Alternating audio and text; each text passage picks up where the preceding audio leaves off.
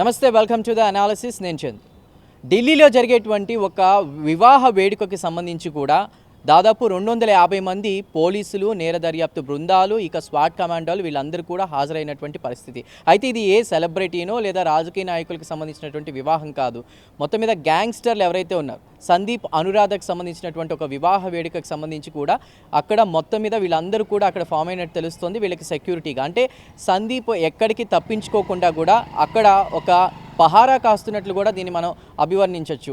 అంటే ఒక రాజకీయ నాయకుడికో రీసెంట్గా మనం చూసాం కొన్ని వివాహాలు, అటు అంబానీకి సంబంధించినటువంటి ఫ్యామిలీలో వివాహ లేదా రిసెప్షన్ ఆర్ ఎంగేజ్మెంట్కి సంబంధించినటువంటి వీడియోలకి సంబంధించి కూడా మనం చూసినట్లయితే అటు సెలబ్రిటీలే కాకుండా ఇటు సౌత్ ఇండస్ట్రీ నుంచి, బాలీవుడ్ నుంచి ఎంతోమంది ప్రముఖులు హాజరయ్యారు. కానీ ఇక్కడ మనం చూసుకోవాల్సిన ఈ దేశ ప్రధానికి సంబంధించి కుటుంబంలో కావచ్చు, లేదా ముఖ్యమంత్రి లేదా ఇతర రాజకీయ నాయకులు ఎవరికి సంబంధించినటువంటి వివాహం కాదు. ఒక గ్యాంగ్స్టర్ల పెళ్లికి ఇంతమంది సెక్యూరిటీ అవసరమా అన్న కోణంలో చూసుకుంటే గనక సందీప్ అనే గ్యాంగ్స్టర్ అనే అతను బయటికి తప్పించుకోకుండా ఏర్పాటు చేసినటువంటి పహారాగా మనం దీన్ని అభివర్ణించవచ్చు.